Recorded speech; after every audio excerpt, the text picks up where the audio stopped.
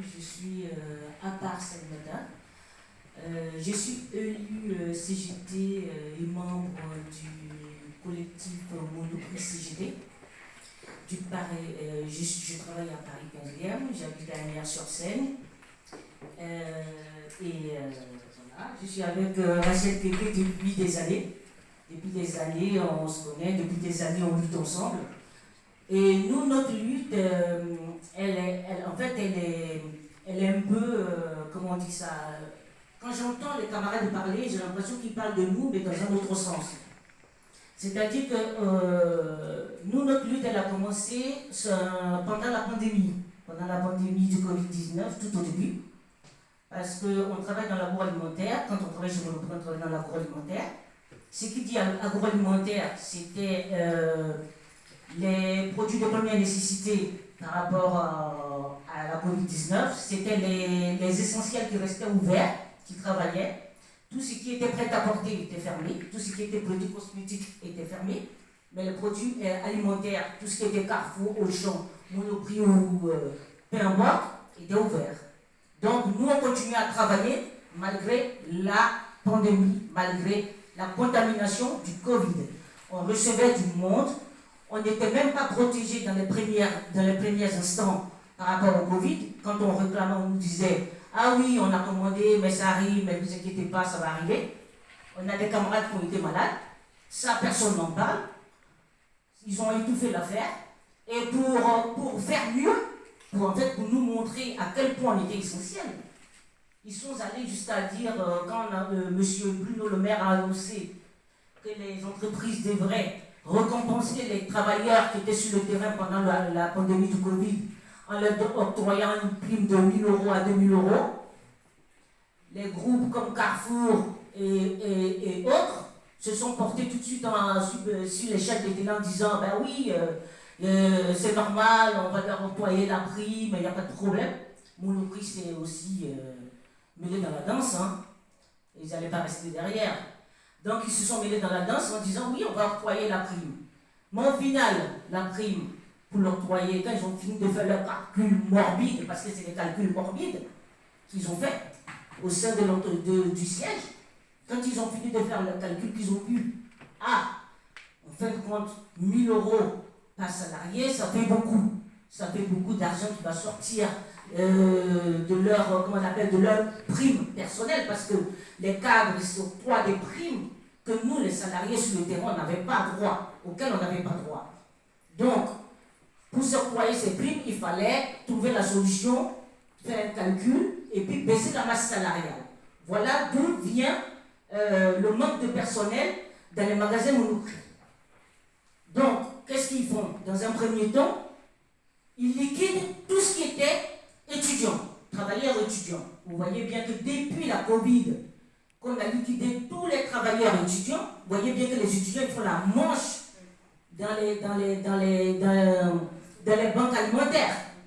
C'est pas parce que ces jeunes hommes-là ne travaillaient pas. Ils travaillaient pour payer leurs études. Ils travaillaient pour se nourrir. Mais les groupes ont décidé de s'en débarrasser. Pourquoi? Pour ne pas leur verser les 1 000 € de prime. Tout simplement. Alors ils ont fait un calcul. Après avoir fait ce vidange, comme on appelle, parce que nous on appelle ça un vidange, ils ont fait le vidange de la bagnole, hein.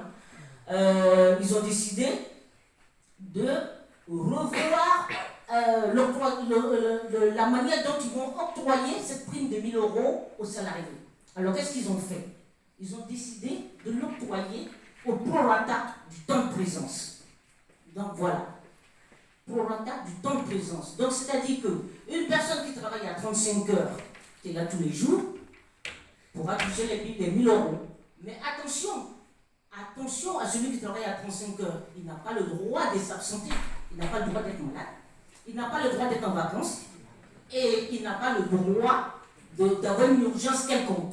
Si, par malheur, ce salarié s'absentait, pour quelle que soit la raison, on l'amputait cette part sur les 1 000 €. Donc, ce qui faisait que tous les travailleurs qui étaient à 20 h, à 15 h, ou à 10 h, ou à 30 h, même 30 h, n'avaient pas les 1 000 €. C'est-à-dire que quand on fait le calcul au final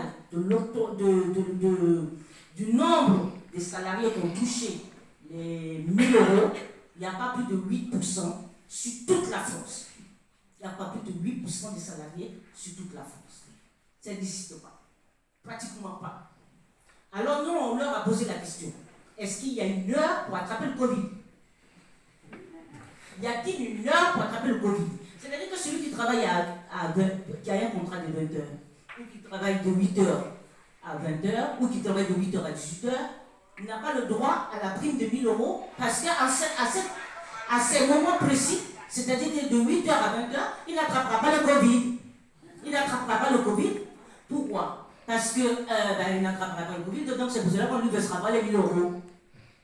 Donc celui qui travaille, qui a 35 heures, lui, il y a des risques qu'il attrape le Covid. Lui, il pourra avoir les 1000 euros. Bien sûr, mais il faudrait qu'il s'appuie tout le temps là. Donc nous, on a décidé de mener ce combat contre le groupe Monoprix. On se bat tous les jours, tous les samedis. Tous les samedis, quand vous voyez des salariés de la CGT, parce que généralement c'est la CGT qui se bat pour les salariés, devant les Monoprix, c'est pour cela. On dénonce les conditions de travail. Parce que depuis ce temps, il n'y a plus de recrutement derrière. Ils ont liquidé les salariés, il n'y a plus de salariés derrière. Donc quand vous rentrez dans les magasins Monoprix, que vous voyez les rayons défoncés, ne vous posez plus de questions. Il n'y a pas de salariés. La marchandise, elle est dans l'entrepôt, elle est derrière. Mais il n'y a personne pour le mettre dans le rayon. Et là, ils poussent même le bouchon jusqu'au point de dire il y a encore trop de salariés. Parce que sur le papier, quand on fait les réunions d'ICE, on est 180. Moi, je prends un exemple du magasin. On est 180 sur le papier. Mais en réalité, dans le magasin, quand vous arrivez le matin, on ne vaut pas 50. Et ces personnes-là font le travail de 3 personnes. Une personne fait le travail de 3 personnes. C'est-à-dire une personne qui a l'épicerie va faire le travail de la crèmerie et le travail du fruits et légumes. Et ils poussent le boucher jusqu'à aller voir les caissiers en disant ah, mais comme il n'y a pas beaucoup de clients, est-ce que tu peux venir donner un coup de main pour faire des facines? Eh bien, c'est non. Moi, j'ai dit non. C'est non. On n'est pas des esclaves. Vous avez décidé de vous remplir les poches, vous en assumez les conséquences. C'est aussi simple que ça. Nous, on n'est pas des esclaves. On est des travailleurs. On cotise à la sécurité sociale. On a droit à notre liberté. C'est-à-dire la liberté de travailler et la liberté de vivre décemment.